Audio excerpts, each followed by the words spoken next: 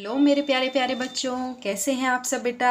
अच्छे हैं? चलिए माता रानी आप पर अपनी कृपा हमेशा बनाए रखे।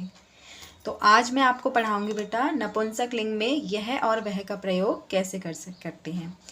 स्त्रीलिंग में क्लियर हो गया और पुल्लिंग में क्लियर हो गया। अब है बारी नपुंसक लिंग की। ठीक है, तो वीडियो को शुरू करने से पहले please like, comment, share and subscribe my channel और लाइक ज़रूर कीजिएगा वीडियो को, ताकि मुझे पता चले कि आपको मेरा काम अच्छा लग रहा है।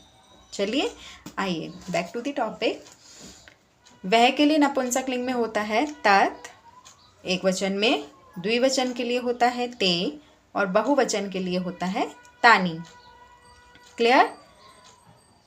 यह के लिए होता है एतत्, एक वचन, द्विवचन में एते, बहुवचन में एतानी।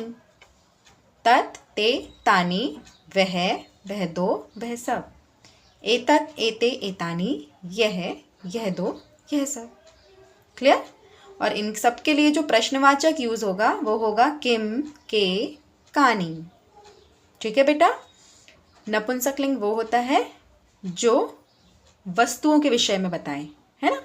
वस्तुएं या जितनी भी नॉन लिविंग थिंग्स हैं उन सब के लिए हम संस्कृत में नपुंसक लिंग का यूज करते हैं। अब आइए एग्जाम्पल भी बता दूं मैं आपको। तत् किम यानी वह क्या है। तत् चंद्रयानम, वह चंद्रयान है। द्विवचन के लिए ते के, वे दो क्या हैं।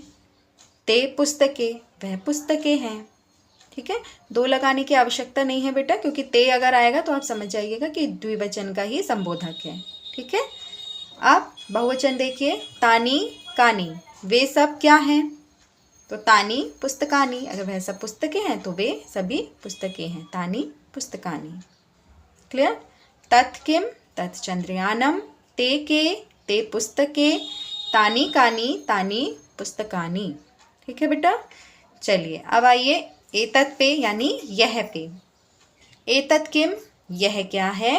एतत् संगणकम, यह कंप्यूटर है। कंप्यूटर को संस्कृत में संगणक कहते हैं। एते के, ये दो क्या हैं। एते फले, ये फल हैं।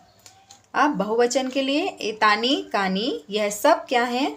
एतानी पुष्पाणी, यह सब पुष्प हैं। ठीक है बेटा?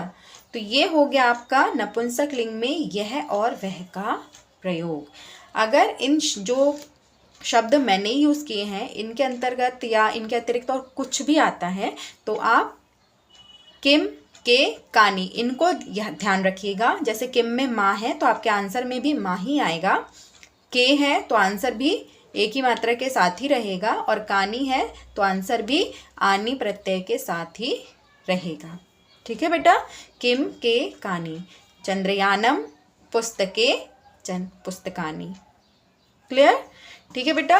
तो अब नपुंसक लिंग आपने समझ लिया है, स्त्रीलिंग आपने समझ लिया है और पुल्लिंग भी आपने समझ लिया है। अब मेरी बात मानिएगा बेटा, इस टेबल को अच्छी तरह अपने ब्रेन में फीड कर लीजिए, क्योंकि बच्चों को ना टेबल बहुत जल्दी लर्न हो जाते हैं।